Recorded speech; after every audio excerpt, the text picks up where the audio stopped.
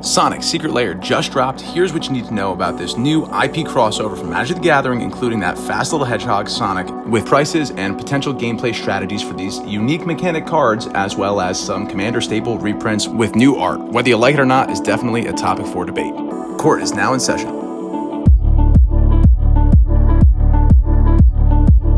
Hey everybody, I'm the Nerdy Attorney. Please make sure you like, subscribe, hit that bell, do all the things that let the algorithm know that you like this channel and you want to see more. Thanks so much. Let's talk about this crazy Secret Lair that I did not know was coming out. First and foremost, I want to comment on how this affects Jumbo Cactaur. Specifically, look at Super State. It's a legendary enchantment that allows you to enchant a creature you control. Its base power becomes 9/9. It gets flying, first strike, trample, and haste. Whenever an enchanted creature deals combat damage to an opponent, it deals that much damage to each other opponent. Now, I know we joke about the combos for Jumbo Cactaur, but this creature only gets plus 9/9/9/9 whenever it attacks. Therefore, as long as Jumbo Cactaur is on the board and ready to attack, you can equip this incredible Super State to Jumbo Cactaur in your pre-combat main phase. Move to combat. When that occurs, Jumbo Cactaur is going to get his 9/9/9/9. You can attack. If you make contact with just one of the other players, you're going to kill the entire table. This is a total party kill in Magic the Gathering because you make your Jumbo Cactaur go Super Saiyan. And you put a Rogue's Passage in here, guarantee it goes through, or other non-blockable mechanics, you suddenly have yourself an incredible 3-card combo that's honestly not that hard to pull off. 7 mana in this day and age, not too bad. Otherwise, I love this card. I love the art. I can't wait to get it. Next, we have Knuckles the Echidna. It's a legendary creature, warrior, double strike, trample, haste. Whenever one or more creatures you control deals combat damage to a player, create a treasure token. Guess what? They just made Ancient Copper Dragon even better. Another card that was just printed in Final Fantasy suddenly gets a little bit better when you can create tons of treasure tokens, tons of artifacts. You get in, you do 15 or more on your D20, suddenly you win the game. Again, you have an Ancient Copper Dragon out, lots of other ways to go. Not saying this is the only way this card is going to be good. Any Artifacts Matter deck is going to love this new Knuckles card. On to the next, Amy Rose. We have haste on this card, a legendary Hedgehog warrior.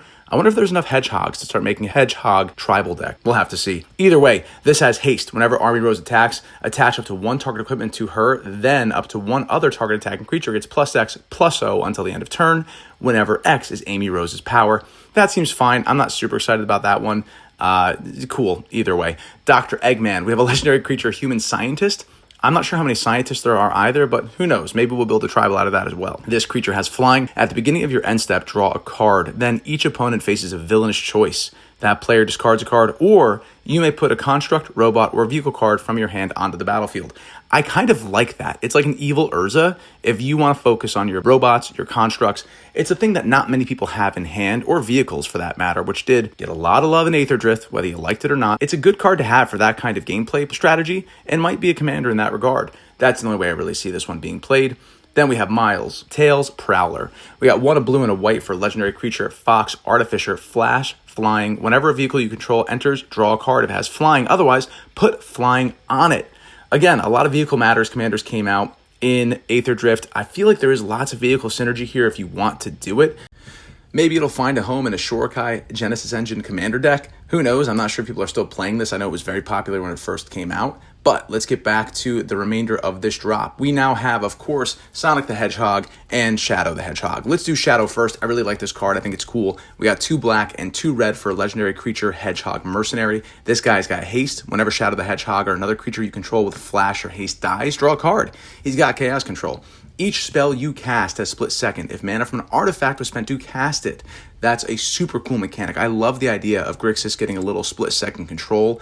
Yes, we're out of blue. We don't have any of those cool instant effect cards, but still instant speed damage that you can't have blocked or countered. Any of your combo breakers that just kill people immediately in black and red are now protected if you use an artifact spell. And guess what? Red loves treasure tokens, especially with this set. And spoiler alert, there's another great treasure token generator within the next Secret Lair drop here for Sonic. Now, moving to Sonic the Hedgehog.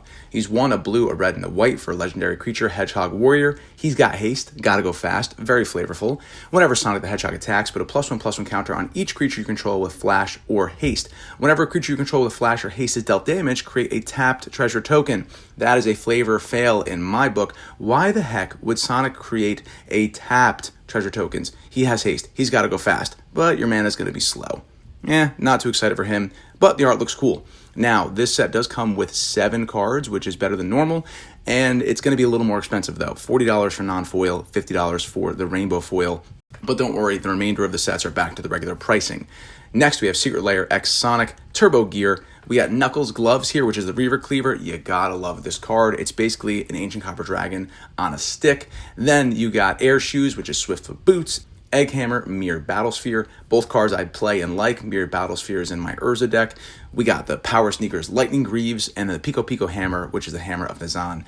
Look, you always want more Lightning Greaves. I like the art. I think this one's a win. I don't need a Weather Light, but it looks pretty cool.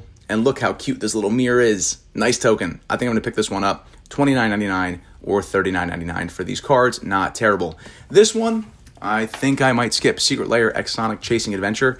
It's got Generous Gift. I like my one from Commander Masters better, so I don't need this one. We got Open the Armory. I might want Open the Armory just to be in my decks that would have Super State in it. You're going to want to have Enlightened Tutored as well, especially if you're using that as part of your strategy. I don't need another copy of Fabricate, Deadly Dispute, Unexpected Windfall. I think the art for Deadly Dispute is sick, but guess what? Just when I thought I was not going to get this set, look at this Soul Ring. My God. I think they knocked it out of the park. In foil, this thing is going to be gorgeous. He really pops off the card. Those colors with the dark blue background. Man, I know the Fortniteifciation of Magic the Gathering is getting out of control. I've kind of given myself over to it. I'm going to make a video about that, I think, later on.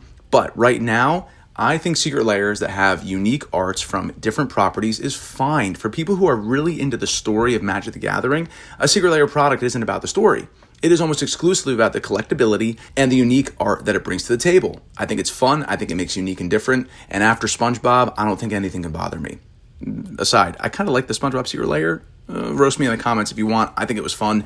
After all, this is supposed to be a game. Moving on to the cost for this one, luckily at $29.99 for non-foil and $39.99 for the foil. In comparison to the prices we're seeing now in Final Fantasy, that feels like a steal. Now, this is going to be releasing July 14th, 2025, so set your alarms accordingly. If you want to pick up these cards, you're going to want to be there early and have these things in your cart already, so the moment the time ticks over, you can go immediately to your cart without having to select the new items, taking more time, putting you further back in the queue. It's a pain that we have to deal with this, but it's the world we live in now. Interesting to note, this is just like the Deadpool Secret Lair. It's going to go to WPN stores a little after the release, but only in the non-foil version. So if you want something exclusive to the Secret Lair drop, it's going to have to be in the foil treatment.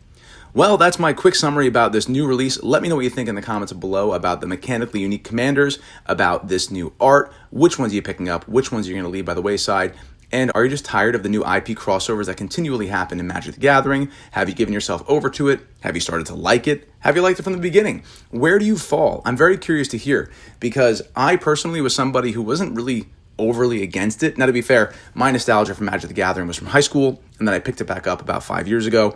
So I don't have a super deep tie to the original characters like Liliana or others that people just feel are the essence of Magic the Gathering. For me, it was always a complex strategy game that I enjoyed playing with my friends, trading cards, having that same feeling of pulling a Charizard on the playground and training it for a Blastoise, not knowing what I was doing. But at the end of the day, this, for me, is an incredible card game about strategy, and if it looks fun, and if it makes the person across the table happy that they get to play Sonic Super State in their commander deck that also has Urza and also has the Pinata from Fortnite while SpongeBob comes out and whatever, Deadpool's on the board, if that is something that makes somebody happy, I'm game. I think it's funny. Anything that brings new people into this game, that keeps this game growing and thriving, makes me happy, because at the end of the day, I just love Magic the Gathering. It's a strategy game. I don't care what the cards look like. I just want cool new mechanics, like getting split second from using a treasure token to cast a spell, or a soul ring to cast a spell. Very, very cool. They just made Soul Ring even better. Thanks for watching. Make sure you hit that like button, subscribe, do all the things that make the algorithm believe that my channel is something worth watching, and I hope you enjoyed it. Let me know in the comments below what you'd like to see commentary on, what kind of videos you're looking forward to. And hey, if you like this, check out my video about how the Final Fantasy collector box craziness and pricing is causing ripple effects all the way down to Spider-Man already, as Universes Beyond boxes become the new hotness in Magic the Gathering. Thanks again for tuning in. Court is adjourned.